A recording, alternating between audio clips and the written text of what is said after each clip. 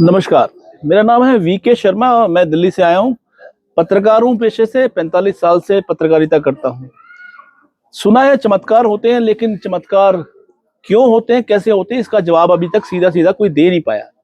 साक्षात देखने में जब हम महसूस करते हैं तो कहते हैं हाँ कुछ ना कुछ तो होता है, लेकिन इतनी जनता बैठी है, ये हाकी नहीं है। वो पता नहीं किस किस कोने से आए हैं, उनके दिल में क्या क्या दर्द है और क्या क्या उनकी समस्याएं हैं। वो जब आते हैं इस जो हमारे गुरु जी हैं, जिनको कहते हैं शनि धाम में जो हमारे गुरु जी बैठते हैं, मनु भैया जी, वो प्यार से सबकी बातें सुनते हैं और उसका निराकरण भी करते हैं। बदले में क्या लेते हैं? बदले में सिर्फ एक स्माइल लेते हैं और अपना विश्वास लेते हैं, स्नेह लेते हैं। ये आज के जमाने में क्या संभव है, आप ही सोचिए। लेकिन सच तो सच है ना, हम चेंज नहीं कर सकते। गुरुग्राम हरियाणा की ये धरती है जहां पर शनि धाम बसा हुआ है, और यहाँ का वातावरण इतना शुद्ध है, पवित्र है। यहाँ पर जो समस्याएं लेकर आते हैं वो खुशियां लेकर साथ में जाते हैं। ऐसा कैसे हो पाता है? मेरे अंदर भी सवाल है, मेरे पास भी बहुत सारी जिज्ञासा है, जिनको शांत करने के लिए आज मैं यहाँ पर शनि धाम में आया हूँ। गुरु जी बहुत बहुत नमस्कार। प्रणाम। गुरु जी, आपने जिस समय से ये अपना जीवन संभाला और ये आपके भीतर जो एक प्रताप जो आया है, जिसमें लोगों के घरों में जो समस्याएं होती हैं वो एक विश्वास के साथ में आती हैं, तो आपको लगता था कि ये ऐसा संभव हो पाएगा? नहीं, मैं तो जैसे ग्रेजुएशन की, पोस्ट ग्रेजुएशन की और शादी भी मेरी 19वें वर्ष में हो गई थी, तो 25 वर्ष के बाद मुझे जो है ऐसा साढ़े सती हमारे ऊपर बीती। 25 वर्ष के बाद मैं भगवान की शरण में आया हूँ जी। तो मैं भी ऐसे ही था जैसे आज के युवा हैं कि भगवान को नहीं मानना, भगवान में ज्यादा विश्वास नहीं करना।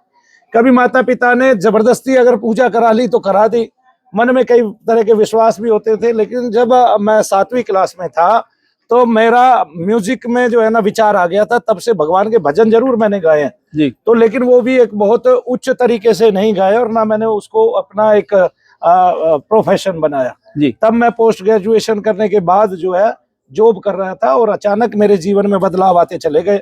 और 25वां वर्ष ऐसा घटित हुआ कि वहां पर जाकर मुझे लगा कि संसार में आदमी का, प्राणी का एक ही मात्र सहारा है और वो है ईश्वर। तब मैं ईश्वर की शरण में गया, क्योंकि लास्टली जब शनि की साढ़े सती मुझे थी, 2 महीने तक लगातार मुझे फीवर आया और उस फीवर में डॉक्टरों ने ये कह दिया कि ये उतर नहीं रहा है, इनको किस तरह का फीवर है हम जांच नहीं कर पा रहे हैं, और ना तो ये टीवी आ रहा है ना कुछ आ रहा है जैसा आज सब लोगों के साथ है। लेकिन मुझे वो साढ़े सती का फीवर था। क्यों? क्योंकि मैंने जब 3 दिन यहाँ पूजा की, 3 दिन पूजा करने में मुझे वो फीवर तो 3 ही दिन में चला गया, लेकिन 24वें दिन जो नहीं होता है, जो कबीर दास ने कहा पत्थर पूजे हरि मिले तो मैं पूजू पहाड़, वो उलट हो गया जी। तब एक तस्वीर की आंखों से, मात्र 15 रुपए की तस्वीर की आंखों से, जो कोकिलावन वाले शनिदेव महाराज की थी, जिसको कलयुग के एक नाथ कहा जाता है कि एको देवा कलो शनि, उनकी आंखों से 2 रश्मियां निकली, मेरे मस्तिष्क में समा गई। 1 घंटे तक लगभग मुझे शक्तिपात होता रहा, वाइब्रेशन होता रहा।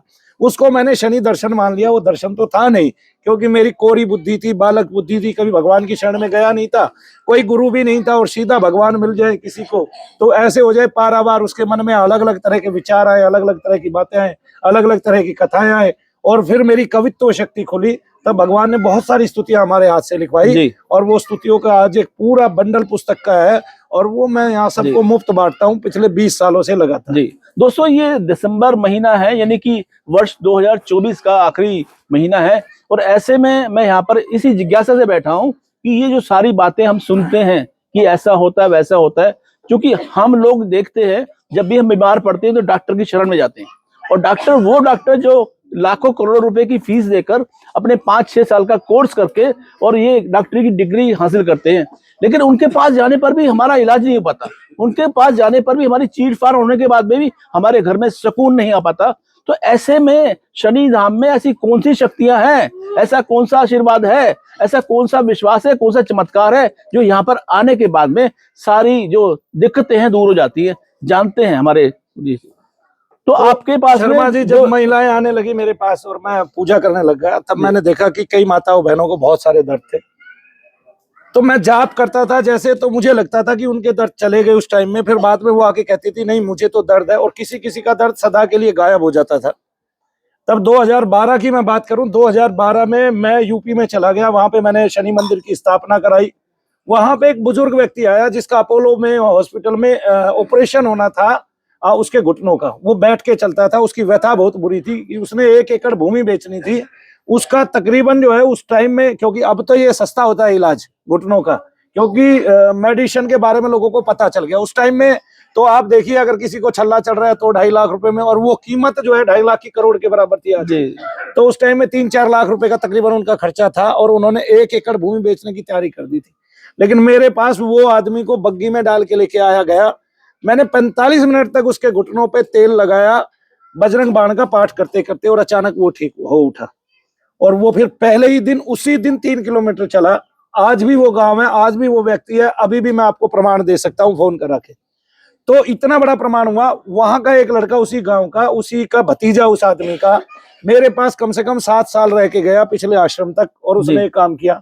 वो भी आदमी आता रहा बराबर, और अब उनके परिवार ने आना बंद किया है। जब उसको भी आज कितने साल हो गए, 12-13 साल हो गए, लेकिन वो व्यक्ति उसके बाद से सदा स्वस्थ रहा और सदा घूमता रहा। जी। उसका प्रभाव ये हुआ, अगले दिन से यूपी में 12-12 हजार, 10-10 हजार लोग आने चालू हो गए मेरे पास, और उनमें भी बहुत सारे लोग आके ठीक होना स्टार्ट हो गए। लेकिन तब मेरी शुरुआत थी, तब भी नहीं मुझे पता था कि मैं एक टाइम में हर व्यक्ति को तकरीबन कुछ ना कुछ लाभ दे पाऊंगा। और बात रही आज आपने डॉक्टर की, तो मैंने देखा आज जो डॉक्टर बन रहा है वो सरकार की खामी है, सरकार की नकारात्मकता है, सरकार का विफल होना है। क्योंकि डॉक्टर जो बनता है, ये समझो कि उसकी पढ़ाई मुफ्त में होनी चाहिए, बिल्कुल जी। और उसका जितने भी लोग डॉक्टर बनना चाहे, उनकी मुफ्त में शिक्षा दीक्षा होनी चाहिए, उनका खाना भी फ्री होना चाहिए, क्योंकि तभी वो शिक्षक बन के, डॉक्टर बन के आपका कल्याण कर सकता है, उससे पहले नहीं कर सकता है।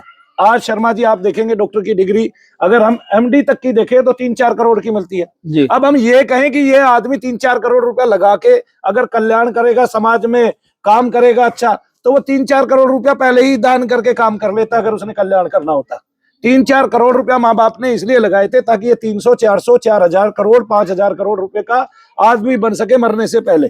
तो ये एक तो ऐश्वर्य पाने के लिए हो गया, और दूसरा आज जो है जब आप 4 करोड़ रुपया लगा के आ रहे हैं, तो वो 4 करोड़ आप 1 महीने में, 1-2 साल में, 1 साल के अंतर्गत निकालना चाहते हैं। मैं बीच में क्योंकि बहुत सारे लोग ऐसे हैं, 1 सेकंड के लिए आप रुकिए, बहुत सारे लोग ऐसे हैं जो पैसे को कर्ज पे लेके अपने बेटे को डॉक्टर बनाना चाहते हैं, और जब वो बना लेते हैं तो उसको उस पर भी दबाव होता है, क्योंकि उसका ब्याज दुगना हो चुका होता है और उसका पैसा दुगना हो चुका होता है। मैं बीच में टोक रहा था मनी भैया जी को। मनु भैया से सवाल ये करना चाहता हूँ कि आप जो बहुत सारे दर्शक देख पा रहे हैं, और यहाँ भी बहुत सारे दर्शक हैं जो पढ़े लिखे हैं, तथाकथित रूप से जो पढ़ा लिखा व्यक्ति होता है वो क्रॉस क्वेश्चन करता है, वो हर सवाल का जवाब पाना चाहता है। वो कहता है ऐसा क्यों, ये डॉक्टर ठीक नहीं कर पाए तो मनु भैया के हाथ में ऐसी कौन सी शक्तियां ये ठीक कर देते हैं। वो आरोप लगाते हैं कि ऐसे जो संस्थान है जहां पर ये विद्या पढ़ाई जाती है, जहां पर ये चमत्कार होते हैं, वहां पर उनके अपने ही आदमी बैठे होते हैं। ये आरोप लगाना बड़ा आसान है, लेकिन क्या इसमें सच्चाई है? मैं यहाँ पर आया, देखा, मैंने कई लोगों को ठीक होते हुए देखा, लेकिन मुझे कहीं से नजर नहीं आया कि ऐसा वो कोई व्यक्तिगत रूप से बैठाए गए लोग हों। वास्तव में पीड़ित व्यक्ति थे, और यहाँ पर आके जब वो ठीक होकर जाते हैं तो मन में खुशी होती है। हम सीधा सवाल करते हैं मनु भैया से, क्या आपके बंदे बैठाए हुए होते हैं क्या? शर्मा जी आपने कई चैनलों पे आपने बहुत पेशकश की है, लंबा अरसा आपका चला गया, 45 साल हो गए आपको इस क्षेत्र में, पत्रकारिता के क्षेत्र में काम करते हुए। आप देखिए कि आदमी कितने लोगों को बैठाएगा, और क्या बैठा के वो 50,000 वीडियो बना सकता है? मुश्किल है। मनु भैया की मार्केट में 50,000 वीडियो है, मैं आपको प्रमाण दे सकता हूँ। सबसे बड़ी बात तो ये। और एक बात, आज चाहे आप दिल्ली लो, हरियाणा लो, मध्य प्रदेश लो, यूपी कानपुर लो, कहीं भी लो आप, सब जगह पढ़े लिखे लोग प्रस्तुत हो गए हैं। क्योंकि पढ़ाई, विद्या जो है, जब से भारत आजाद हुआ है तब से विद्या पढ़नी चालू कर दी है लोगों ने, और फिर से हम जो है विद्या पा गए हैं। हमारी पुरातन विद्या तो नहीं रही, लेकिन नवीनतम भी विद्या तो है ही। हालांकि मैं तो सबको अनपढ़ मानता हूँ। जैसे मैं आज आपसे पूछूं शर्मा जी कि आपने क्या किया हुआ है पढ़ाई में? पढ़ाई में पोस्ट ग्रेजुएशन किया हुआ है, पत्रकारिता का कोर्स किया हुआ है। मैं आपसे ये पूछूं, दूसरी क्लास में कौन कौन से चैप्टर थे आप मुझे बता दीजिए। वो तो परे वाली बात। 10वीं में कौन कौन से चैप्टर थे आप मुझे बता दीजिए। याद नहीं। अब आज एमए में आपने क्या क्या पढ़ा था वो मुझे बारीकी से बता दीजिए, सूक्ष्मता से। जब आदमी का 2 दिन पुराना खाया याद नहीं रहता तो सब अनपढ़ी है मेरे लिए। तो एक बात, ये अनपढ़ मैंने शब्द क्यों लगाया कि अगर हम ये सोचते हैं कि पढ़ा लिखा होना जरूरी है तो ऐसा भी नहीं है। क्योंकि आपने भी देखा है, आपका समय भी था, एक टाइम में ऐसे ऐसे लोग इस भारत के प्रधानमंत्री पद तक भी बैठे हैं जो पढ़ाई में तो जीरो थे, लेकिन कार्य में वो हीरो थे। और उस काम को उन्होंने बखूबी निभाया, उस पद की गरिमा को निभाए रखा और उस लाज को भी बचाए रखा भारत की को हमेशा के लिए। हमारे जो दर्शक है वो जानना चाहते हैं कि यहाँ पर किस किस रोग से पीड़ित लोग आते जी, हैं। मैं ये भी बता देता जी हूँ। जी हम ना तो चमत्कार करते हैं जी। और ना मैं चमत्कार को प्रश्रय देता हूँ। मैं पढ़ा लिखा व्यक्ति हूँ और मैं सच्चाई पर जीता हूँ। और सबसे बड़ी बात एक ये है कि जब मेरे सामने आदमी खड़ा होता है तो मैं उसका कुछ सेकंड जप करता हूँ, जो मंत्र चिकित्सा है। ये हमारे पुराणों में निहित है, हमारे वेद शास्त्र से लेके आज तक। वेद शास्त्र में भी हमारे लिखा हुआ है, आप ये मंत्र पढ़ेंगे रोग आदि का शमन होगा। मैं अपने मोबाइल से ही आपको हजारों ऐसे मंत्र दे सकता हूँ वेद शास्त्र के, जिससे आप जो है रोग आदि का निवारण करते हैं। एक हमारे शास्त्रों में सभी में और सभी ऋषियों ने, सारे ऋषियों ने जो मंत्र के वेदता है, और जो वेद में भी ऋषि है, चाहे वो वामदेव है, अहिर्बुदन्य है, जितने भी ऋषि हैं, सबने मंत्रों का गठन किया है। और सबने उन मंत्रों का गठन करके क्या क्या बातें बताई गई हैं कि आपके रोग आदि का क्षय होता है। तो कुछ मंत्र ऐसे हैं कि जिसमें हमने 2 लाख मंत्र जाप किया, आपका क्षय रोग खत्म हो जाएगा। ये जितने भी रोग हैं, पहली बात तो सारे पहले से ही चले आ रहे हैं। जैसे आज मानिए कि आप कैंसर लीजिए, कैंसर को कर्क कहते हैं, कर्क रोग कहते हैं। जी जी। तो ये कर्क रोग, कर्क शब्द आज से थोड़ी ना है, तो हजारों साल पहले पुराना है हमारा, और हमारे ऋषियों ने लिखा है कर्क रोग के बारे में। तो ये तो हमारा आयुर्वेदिक शब्द है, आयुर्वेदिक चिकित्सा का शब्द है। ये बीमारी है कर्क रोग, इसको बोलते हैं। और इसका आज तक भी आप अगर डॉक्टरों से इलाज पूछे क्या है, तो 90% जीरो है। क्योंकि मेरे कुल के परिवार में, खुद के परिवार में कम से कम टोटल 2 परिवारों का मिश्रण करके 13 लोग कैंसर से मर चुके हैं, उनमें से एक भी नहीं बचा। केवल एक का इलाज हुआ है। उसको भी मैं ये नहीं कह सकता, एक बहू का इलाज हुआ है कि इसका सफलतम इलाज हुआ है। हाँ, हालांकि अब उसको मुझे लगता नहीं कुछ है, लेकिन हो भी सकता है, क्योंकि मैंने लक्षण भी नहीं पूछे हैं। वो छोटे भाई की पत्नी है, चाचा के लड़के की। जी। तब आप आज देखिए जितने रोग पनप रहे हैं, क्या डॉक्टर उनको ठीक कर पा रहे हैं? वे पनप क्यों रहे हैं, इसके पीछे का कारण जब तक नहीं जानेंगे, तब तक डॉक्टर किसी को लाभ नहीं दे पाएगा। मेरे पास रोजाना दर्द के इतने पीड़ित आते हैं लोग, कुछ हद नहीं। किसी को, जैसे एक बहन जी आई, उसको दमा बता दिया डॉक्टरों ने, उसके पीछे का कारण नहीं जाना। उसके घर में 3 आदमी दमे से मरे थे। आपको यकीन नहीं आएगा, अगर आप खुद होते तो आप ये कहते ये भी क्या हो सकता है। तो वो जो आत्माएं हैं, प्रेत आत्माएं हैं, पितृ आत्माएं हैं, वो उनको परेशान कर रही थी, उनको रोग प्रदान कर रही थी। और वो रोग वही था जो उनको था। जब ये शरीर में तत्व रम जाता है, पहली बात तो लोग भूत प्रेत के नाम से ऐसे डरते हैं, ऐसे भयभीत होते हैं, कुछ हद नहीं, उसको समझने की कोशिश नहीं करते। ये तत्व क्या है? ये एक बिंदुमान तत्व होता है, इसका रंग ब्लैक होता है। ये जहां बैठता है शरीर के अंदर, वहीं पे आपका गाढ़ा एरिया काला कर देता है। और ये कई बार आजकल तो आप यहाँ थोड़ी देर रुकेंगे तो मैं आपको अपने कैमरों में ही दिखा दूंगा, छोटे छोटे गोले घूमते हुए श्वेत वर्ण के, क्योंकि वे देव किरणें हैं, देव प्रतिमाएं हैं वे, और वो देव तरंगे हैं। और इसी तरह से प्रेत की तरंगे आपके शरीर में भी घूमती हैं, घर में भी घूमती हैं, और वो हमेशा काली होती है। वो भी कैमरे में कैद होती है, वो भी मैंने दिखाया। कई कैमरों में तो पूरा का पूरा गोला ही कैद हो जाता है और आकृतियां कैद हो जाती है, जैसे चुड़ैल उड़ रही हो। ऐसा भी हमने दिखाया है, और ऐसे उदाहरण समाज में आए हैं। सबसे बड़ी बात, मैं कोई रोग ठीक नहीं करता। मैं बहुत कम समय में, बहुत निजता के साथ आपके घर का पितृ रोग, पितृ कष्ट, जिसके लिए आप करोड़ों रुपए खर्च कर चुके हैं, वो समापन करता हूं। हालांकि उसके लिए भी मुझे भागीरथ प्रयास करना पड़ता है। वो क्योंकि राजा सगर की 60,000 पीढ़ियां इसमें खप गई, और जब तक भागीरथ नहीं आए, भागीरथ प्रयास करने वाले, तब तक उनका उद्धार नहीं हुआ उन पितरों का। और मैं मनु भैया जी से बीच में टोकना चाह रहा हूँ कि मनु भैया जी, जो सवाल अभी खड़ा हुआ है, जो दर्शक देख पा रहे हैं, जो विश्वास से यहाँ पर आते हैं, जो दर्शक अभी भी विश्वास से कार्यक्रम को देख रहे हैं, उनके मन में जिज्ञासा है कि वो कौन से कष्ट हैं जिनको आप निराकरण कर सकते हैं। वो कष्टों का थोड़ा बताएं, ताकि वही मैं विस्तार से पीड़ित लोग हैं वो जानना चाहते हैं। शर्मा जी को मैं विस्तार से बता रहा हूँ, वो बात वो ऐसे नहीं बता रहा, बहुत विस्तार से बता रहा हूँ। आप पहली बार आए हैं यहाँ, और आपको मैं हवा में छोटी छोटी 2-4 बातें बता के ऐसे संतुष्ट नहीं करना चाहता। आपको मैं बताना चाहता हूँ कि आखिरकार ये क्या है। तो वो तत्व जहां ठहरता है वहीं पे दर्द करता है जी। अब शर्मा जी, आदमी को जीते जी जो रोग होता है, जैसे उसको गला सूख रहा था बार बार, उसकी माँ ने, उसने बताया कि जहर खा के मरी, लेकिन आपने देखा होगा फिर वो जब बैठा था तो उसको शांति पड़ गई थी। तो इसी तरह से हर आदमी को शांति पड़ जाने वाली है अगर उसके पितृ मुक्त हो गए हैं। तो ये जो पितृ है, ये उल्टा पैर मोड़ के ऐसे बैठता है, ये वाला देखिए ध्यान से, जैसे मैंने मोड़ा हुआ है ये उल्टा, लेकिन मैं तो बदलता रहता हूं। ऐसे सीधा सीधा पैर करके देवता मोड़ते हैं। एक जो आपका पितृ है वो द्युलोक में, यानी कि पृथ्वी लोक पर, द्युलोक में, बीच मार्ग में, और आकाश लोक में यजन करता है और घूमता रहता है।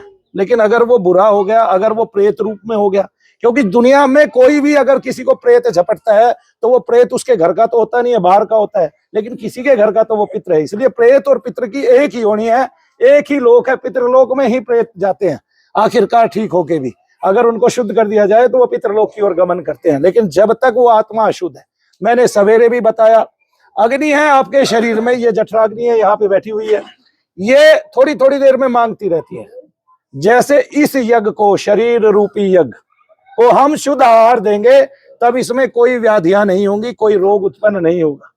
और तब कौन इस जठराग्नि के माध्यम से आपका आहार कौन ग्रहण करेगा? इंद्र देवता को जाएगा। तब दशो इंद्रियां आपकी, मन बुद्धि प्राण, वे सारी पुष्ट हो जाएंगी, आप संतुष्ट होगे, अच्छी नींद सोओगे और आपका शरीर स्वस्थ रहेगा। लेकिन जहां आपने गड़बड़ खिलाया, जहां आपने यज्ञ में आहुति गलत दी, वहीं आपका नुकसान होना चालू हो जाएगा। अब इसमें 3 रस जाते हैं। एक आप जल पीते हैं, सोम रस, यानी कि भगवान जो चंद्रमा है, इसलिए चंद्रमा मस्तक पे विराजते हैं, क्योंकि उनसे पृथ्वी के सभी पदार्थ पुष्टि पाते हैं। जो भगवान चंद्रमा है, उसमें जितनी जड़ी बूटी उनकी ऊर्जाओं में या इस भूमि पर उतरी है या हमें मिलती है, उनका रस सोम रस कहलाता है। और ब्राह्मणों ने उस सोम रस में 2 पदार्थ चुने हुए थे, एक गुड़ का रस और दूसरा अदरक का रस। और ये दोनों पदार्थ जो है वो सोम रस कहलाते हैं ब्राह्मण के लिए। तो ब्राह्मण का गला खराब होता था, बार बार वो ये करता था, तो अदरक और गुड़ उसको मिला के दिए जाते थे, ये उसका सोम रस है। लेकिन भगवान का जो सोम रस है वो सभी प्राकृतिक पदार्थ का। और ये सोम रस दारू नहीं है, ये मद्यपान नहीं है। अगर कोई पढ़ा लिखा मूर्ख बनता है तो बात अलग है, क्योंकि उसको अपने शास्त्रों की नॉलेज नहीं है। तो सबसे पहला यज्ञ इस शरीर का होता है। इसलिए मैं कहता हूं, अगर किसी आदमी को कुछ दान ही करना है तो वो अन्न दान करे, क्योंकि वो जब अन्न दान कर रहा है और ये वहां से गुजर रहे हैं और इनकी जठराग्नि उस अन्न को मांग रही है, तो समझो हमने सीधे इंद्र देवता के लिए यज्ञ कर दिया, क्योंकि हमने अच्छा भोजन उसको प्रदान किया है। इसलिए इतना अच्छा शब्द हम अन्नदान के लिए लगाते हैं, भंडारा जैसा शब्द हम अन्नदान के लिए लगाते हैं, प्रसादी जैसा शब्द हम अन्नदान के लिए लगाते हैं, ताकि वो बहुत पवित्रता से बनाया जा सके और दूसरे को बड़े प्रेम से खिलाया जा सके। और जो बड़े प्रेम से खिलाएगा उस पे इंद्र देवता प्रसन्न होगा, तब उसकी सारी इंद्रियां बलिष्ठ होंगी, वो काम करेंगी, वहां से ऊर्जा आएगी और वो पैसा भी कमाएंगी, धन भी बढ़ाएंगी आपके घर का।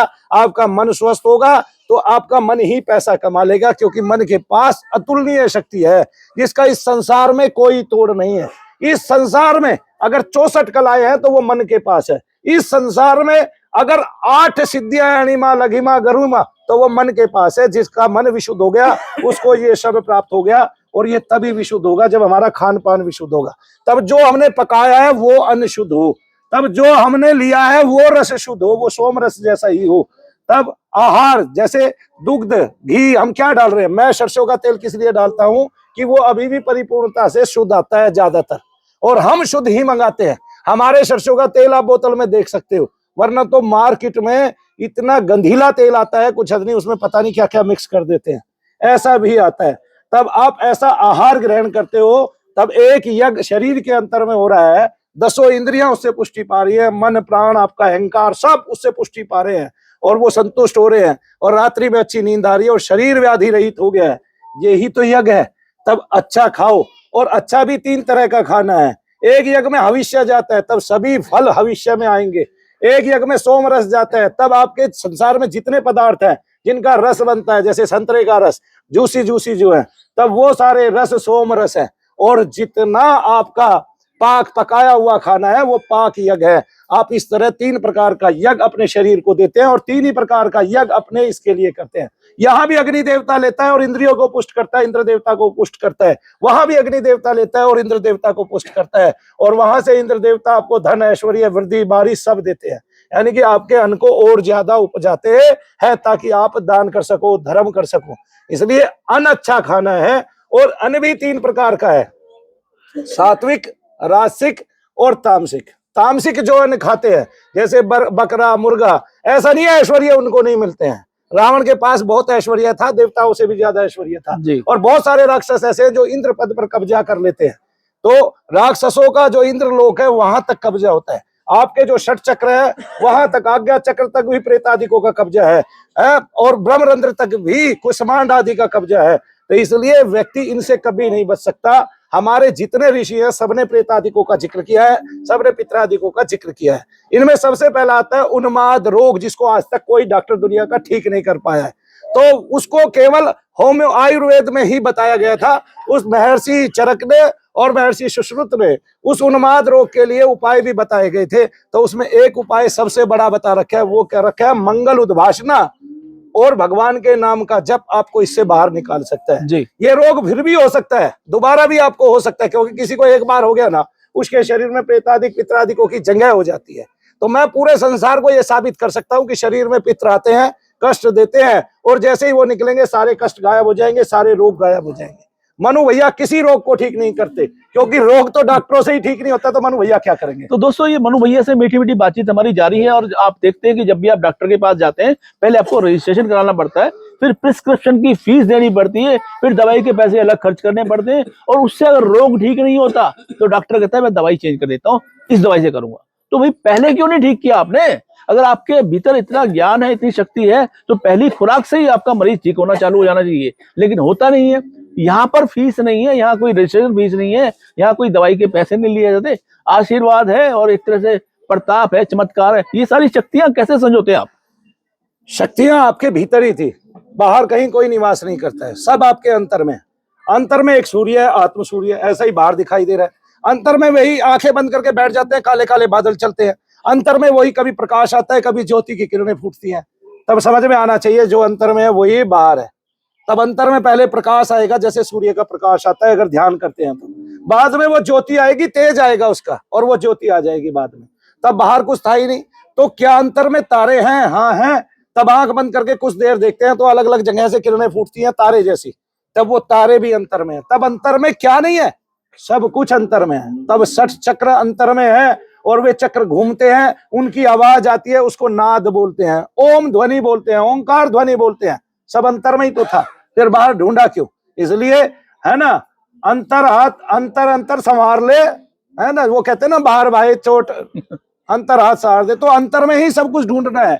कबीर दास जी ने भी कहा है कि अंतरा तो देख ले पहले, बाहर देखने जा रहा है। अंतर में ही सब कुछ था बावले, बाहर तो कुछ था ही नहीं। मनु जी, सवाल बड़ा गहरा है कि जो डॉक्टर लोग पैसे इकट्ठे करते हैं, फीस इकट्ठी करते हैं, तब वो कहते हैं कि हम ठीक कर सकते हैं। आप यहाँ पैसा नहीं लेते, इतना बड़ा आपने कार्यक्रम रखा हुआ है, यज्ञ भी होता है यहाँ पर, लोगों को सेवा भी की जाती है, बहुत भी दी जाती है, और जहाँ भी होता है अपना खाना पीना भी कई बार करवाते हैं। तो ये सब कैसे बहुत हमने कराया, ये कैसे हो पाता है? ये सारा कैसे खर्चा कैसे निकाल पाता है? नहीं, खर्चा तो लोग अपने आप ही जमा कर देते हैं। मनु भैया ने 1 रुपया आज तक घर से नहीं लगाया। हाँ, ये मैं आपको बता दूं एक बात जी। दूसरा, यहाँ से ठीक होने वाले लोगों की संख्या इतनी है। अभी एक माता जी आपके सामने ही थी जी, वो 2100 रुपए देगी। मैंने तो उनसे पूछा क्या 2100 इसके ठीक होने की रिश्वत है? उसने मना किया। मैंने कहा क्या 2100 रुपए मांगे? बिल्कुल। तो नहीं बोला, मैंने भाव से लेके आई हूँ मैंने बोले थे तब। तो मैंने कहा 2 साल पीछे जाके दे दो, 2 साल पहले बोले थे। तो ये तो आपके सामने हो गया। बिल्कुल। और हम इसमें चाय भी पिलाते हैं। हमारे पास जो बचत आती है सामग्री से, सामग्री भी हम अपने आप इसलिए देने लगे हैं क्योंकि बाहर जो मिल रहा है इतना कूड़ा कबाड़ा है, रेट तो 200 रुपए है, और आपको दुकानदार को 24 रुपए की पड़ रही है। तो जो चीज 24 रुपए की पड़ रही है उसको 200 रुपए की बेचेंगे, तब ये सरकार का वो हस्तक्षेप इस पे नहीं है।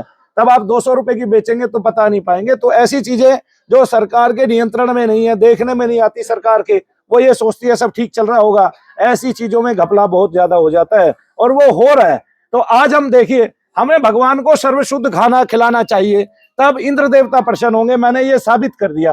फिर भी आप देखिए कैसा खिलाते हैं। हमने एक कंपनी थी, हमने उसका मैं नाम नहीं लेना चाहता, बहुत बार नाम ले लिया। उस कंपनी का घी हमारे पास आ गया। पहले मैं घी घर से मंगाता था, और वो घी लेके आ गए एक आदमी। वो डब्बा हमने, सर्दियों का मौसम था, बारिश का मौसम था, शायद बारिश का मौसम था, वो डब्बा हमने अग्नि पे ही रख दिया, अग्नि के बराबर में ऐसे डब्बा पिघल गया, घी नहीं पिघला। तब आप देखिए आप अपने भगवान को क्या खिलाते हैं। आज भी आप देखिए 2000 रुपए आप उसको दे देते हैं, क्या कहते हैं, दुकानदार को। आपके खाने का घी वो अलग देता है जब आप घर के लिए मांगते हैं, और भगवान का अलग देता है। क्यों भाई? जो दुनिया में सबसे कीमती चीज है उसको सबसे कीमती पदार्थ आप भोग में दोगे कि सबसे सस्ते दोगे? बताइए आप मुझे। यज्ञ में कितना भी भोग डाल लो आप इस पृथ्वी पर, उससे 2 गुना पैदा हो जाएगा। ये इंद्र देवता की शपथ है, ये बात लिख लो आप। वो उतनी ही बारिश, उतनी ही वर्षा और उतना ही सुखद मौसम करेगा ताकि इस पृथ्वी पे उतने ही बीज ज्यादा हो जाए। तब ये किसी को पता ही नहीं है। तब इंद्र देवता की महिमा क्या रही, जो हमारे वेदों के करता धरता है। जहां ब्रह्मा नहीं बताए गए, विष्णु नहीं बताए गए, जहां शिव नहीं बताए गए, वहां केवल इंद्र है। आगे ना, उनका इतना ऊंचा पद है। और ये कोई बाद का भी इंद्र हो सकता है, ऐसा नहीं है। भगवान को, जिसको हम पर ब्रह्म कह रहे हैं, उसको वहां वेदों में इंद्र कह रहे हैं, ये बात याद रखिएगा। और वही हमारा मित्र है, वही वरुण है, वही रुद्र है, और वही सब जगत का साक्षी करता है, नियंत्रण करता है। तब हम केवल प्रेत और पितृ के वे अंश जो आपके शरीर में पड़े हैं, जगह जगह बैठे हैं, रोग प्रदान आपको कर रहे हैं, उसको निकालते हैं और तुरंत आदमी रोगहीन हो जाता है। क्योंकि वो एक तत्व है, उसको जैसे बाहर निकाला शरीर रोग विहीन हो जाता है, उसके दर्द गायब हो जाते हैं, उसको समझ में आ जाता है मुझे डॉक्टर की कोई बीमारी नहीं थी। आप देखिए शर्मा जी, आप मुझे बताइए, ये आपने कहा कि यहाँ भीड़ है जी, यही की मत देखिए, आप पूरे भारत में ऐसे जितने भी संस्थान है, सब जगह भीड़ क्यों है? विश्वास के लिए यहाँ पे हमारा दुख कोई कम विश्वास होगा। नहीं है, मैं बताता हूँ आपको। सब जगह लोग जाके ठीक होते हैं, जी, तब विश्वास अपने आप बढ़ जाता है। दुखी आदमी है वो ठीक होता है, तो मान लिया कहीं 30% ठीक होते हैं, हमारे यहाँ 99% की एवरेज आ गई धीरे धीरे। लेकिन ये तब आई है जब मैंने 20 साल लगातार काम किया है।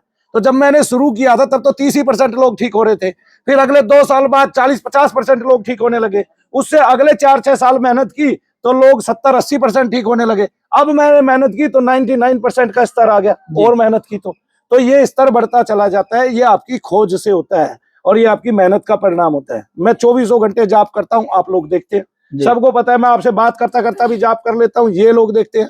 और मैंने जबकि बहुत सारी विधियां बताई है जो महात्माओं ने नहीं बताई, आज तक बड़े बड़े ऋषियों ने नहीं बताई, और मैंने बताया, खोज के बताया। मैंने किसी से नहीं खोजा, कर का मन का डार के, मन का मन का फिर, मन के 2 स्तरों पे जाप करो आप, आधे घंटे बाद आपका शरीर हल्का हो जाएगा। ये देखिए, तो आदि व्याधि, आदि मतलब मन से जो बीमारियां होती हैं, और व्याधि मतलब जो शारीरिक बीमारियां होती है। जो शारीरिक बीमारियां होती हैं, केवल एक ही बीमारी डॉक्टरों से ठीक होती है, और उसको भी अगर डॉक्टर को नहीं दिखाएंगे तो अपने आप ठीक हो जाएगी। उसका नाम है बुखार। जी, उसका नाम क्या है? बुखार। और आपने देखा होगा विदेशों में क्या करते हैं लोग, कि अभी एक बहन जी आई थी, वो मेरे ख्याल से स्वीडन से आई थी या कोई से ऐसी कंट्री से आई थी। हमने उससे पूछा, स्वीडन से ही आई थी, हमने उनसे पूछा, बहन जी आपके यहाँ लोगों को फीवर चढ़ता है तो क्या करते हैं? बोला पहले 5 दिन तक उनको नेचुरोपैथी करनी होती है, दवाई कोई नहीं देते हैं, कोई टेस्ट भी नहीं करते हैं। 99% तो 5 दिन में ठीक हो जाते हैं। अगर फिर भी कोई ठीक नहीं हुआ तो उसका पैरासीटामोल चालू होता है, दूसरी कोई दवाई नहीं दी जाती, क्योंकि सरकार का खर्च है उसपे। तो अगर इस पे चिकित्सा में भी सरकार का खर्च होगा तो आपको पता नहीं है कितने लोग स्वस्थ हो जाएंगे। हालांकि आज तो डॉक्टर घपले कर रहे हैं, उनको पता चल गया प्रधानमंत्री नरेंद्र मोदी जी 5 लाख रुपए दे रहे हैं बीमा के, तो वो ऐसे जबरदस्ती पकड़ पकड़ के ऑपरेशन कर रहे हैं। कल भी एक न्यूज चैनल वाले ने दिखाया था, आज तक वालों ने दिखाया था, कि वो लोगों को भरमा रहे हैं, तेरा ये कम हो गया, तेरा ये कम हो गया। उनको पता है एक छल्ला डाल देने से तू 5 लाख रुपए पूरा कर देगा, तो ऐसे कर करके वो अपने 5 लाख रुपए पूरे कर रहे हैं हर आदमी के। तो उनको तो हर साल के लिए 5 लाख रुपए मिलेंगे बीमा के, तो वो तो ऐसे सरकार को ही चूना लगा रहे हैं। तो जिन डॉक्टरों के मन में ऐसा छल पहले से ही उत्पन्न हो गया, वो सेवा क्या करेंगे? बिल्कुल। तो मनु भैया ने इस चिकित्सा, इस पत्ती के लिए, यानी कि जो मंत्र चिकित्सा है, यज्ञ चिकित्सा है, इस पत्ती के लिए किसी को 1 रुपया नहीं दिया सीखने के लिए, ठीक है। और भगवान का आशीर्वाद मिला, समय दिया है, केवल समय मैं आज भी दे रहा हूं, और मेरे पास पूरे भारत के लिए समय ही समय है।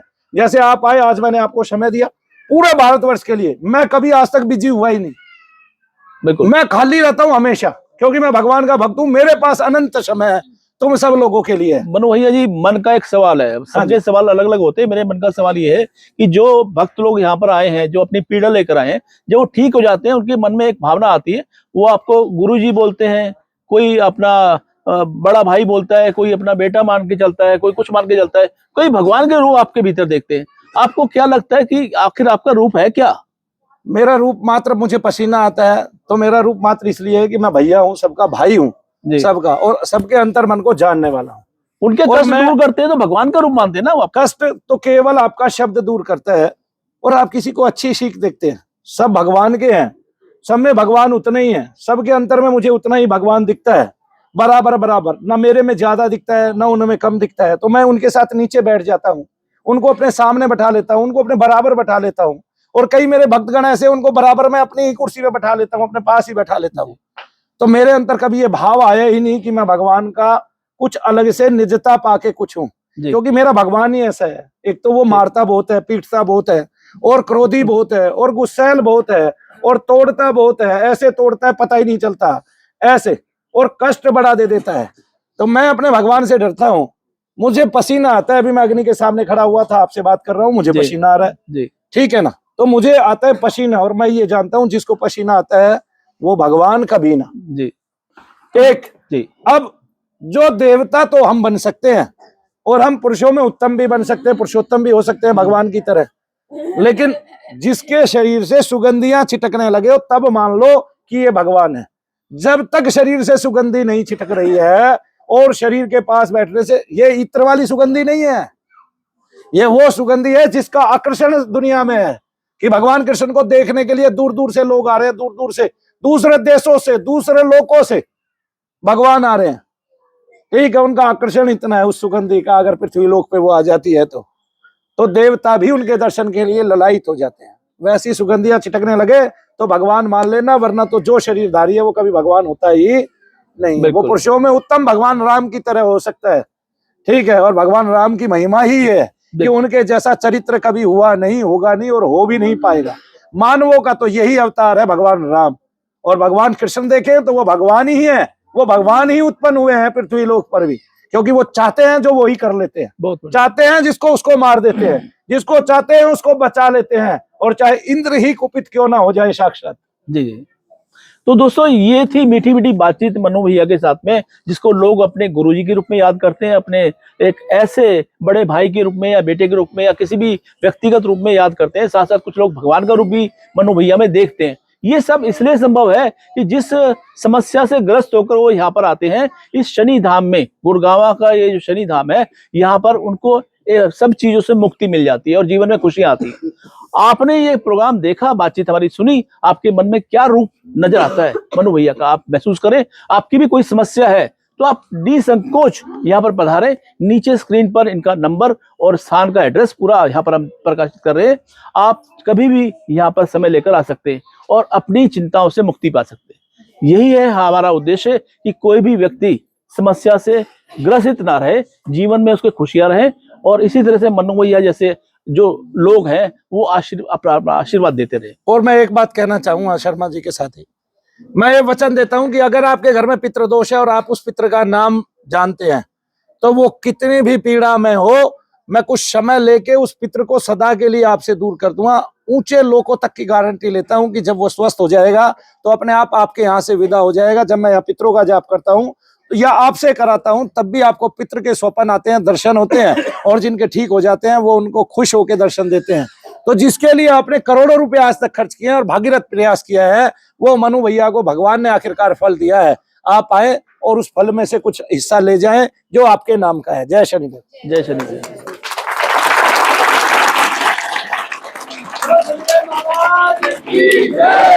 चले प्रभु। बहुत अच्छा।